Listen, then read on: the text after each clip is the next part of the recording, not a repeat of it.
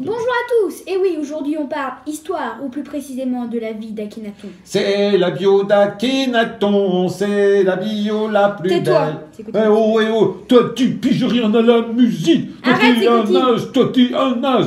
Arrête tes cotines. On va parler du pharaon, pas du chanteur Akhenaton. Ah oups.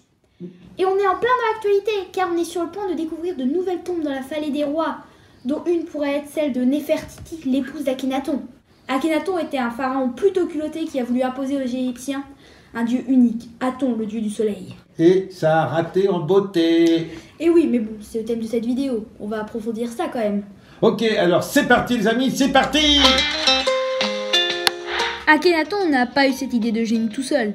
Son père et prédécesseur auraient déjà commencé à lancer le projet qu'Akhenaton a propulsé à son apogée.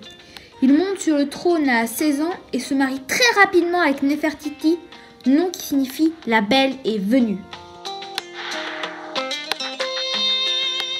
Trop chelou le nom, hein. Même si son mari s'est fait couronner sous le nom de Neferkeperore,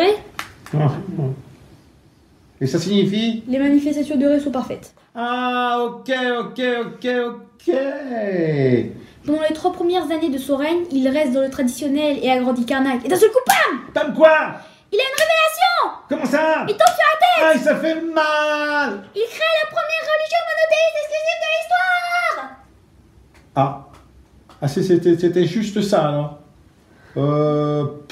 Mais c'est quoi une religion protectrice de l'histoire là? Une religion monothéiste exclusive, c'est une religion qui exclut les dénominations au pluriel des divinités, comme par exemple l'islam. Cette nouvelle religion se concentre sur le culte du dieu Aton. On ne sait pas vraiment pourquoi, mais il se pourrait que ce soit un geste contre les moines thébains. Ceux-ci vénéraient le dieu Amon et le reste du panthéon égyptien. Ensuite, Akhenaton confisque les revenus de la ville de Thèbes.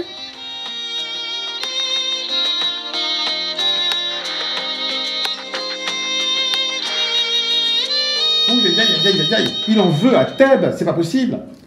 Tout ça pour fonder à 300 km au nord une nouvelle ville, Akhetaton, qui signifie l'horizon d'Aton.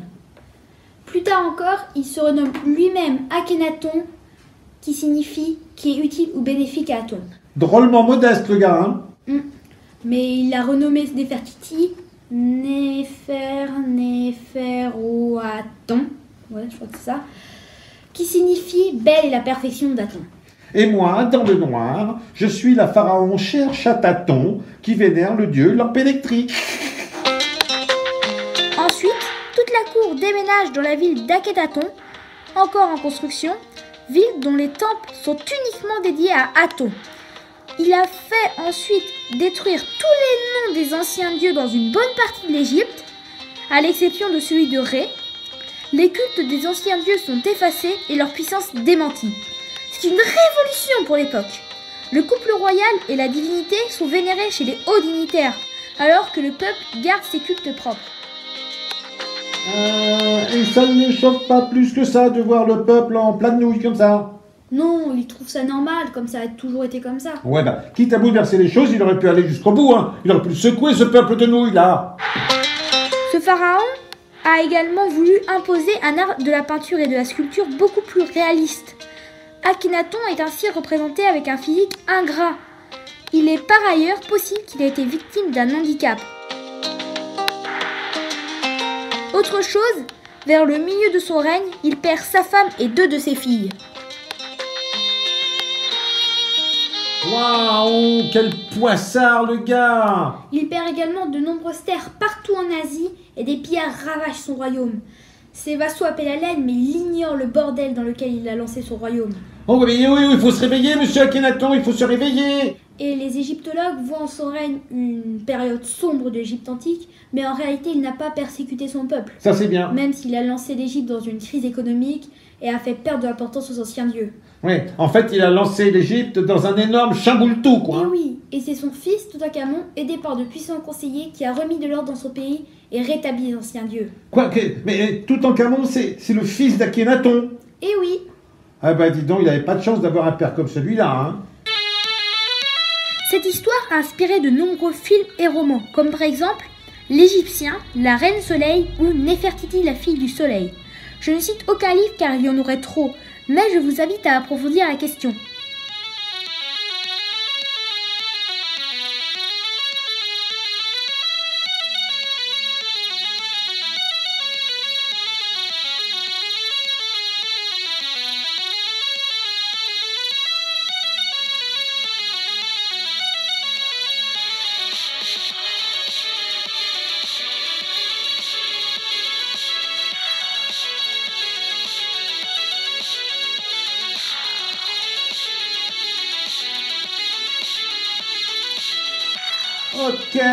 Ok, mais tu ne parles pas de Black et Mortimer. Bien sûr que si, c'est une très bonne fiction sur l'éventuel trésor d'Akhenaton que ses disciples auraient caché.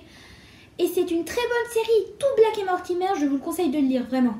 Mais oui, moi aussi, hein, vraiment. Mais pourquoi en faire toute une histoire de la vie de ce pharaon? Il n'a rien fait de si important pourtant. Au contraire, c'est Cotine. Car ce qui compte, ce n'est pas tant ce qu'il a fait que sa vision des choses. Car c'était une vision toute nouvelle de la religion qu'a eu Akhenaton, le père du monothéisme.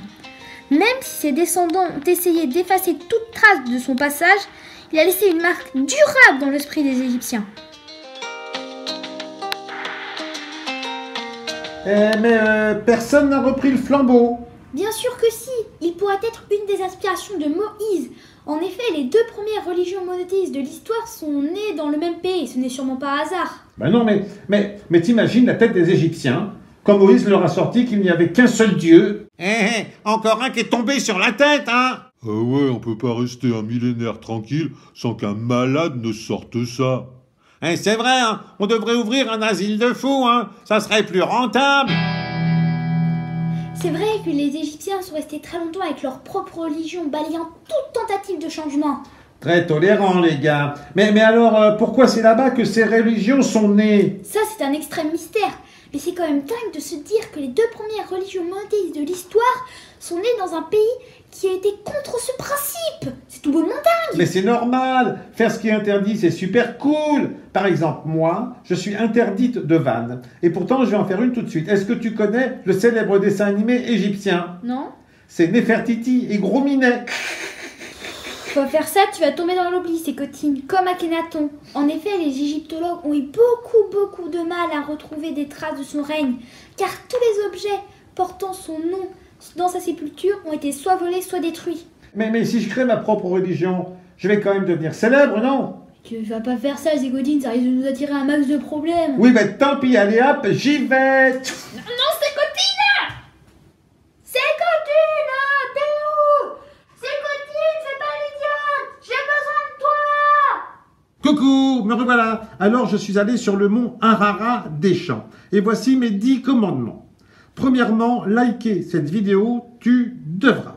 Deuxièmement, partager sur Facebook et Twitter, il te faudra. Troisièmement, des commentaires, tu lâcheras. Quatrièmement, t'abonner et nous suivre, tu pourras. Cinquièmement, regarder nos autres vidéos, tu t'efforceras. Sixièmement, adopter une souris, il te faudra. Septièmement, des tomates au visage du professeur M, tu lanceras. Huitièmement, les chats, tu extermineras. Neuvièmement, m'envoyer du fromage par la poste, tu devras, s'il te plaît, ce serait sympa.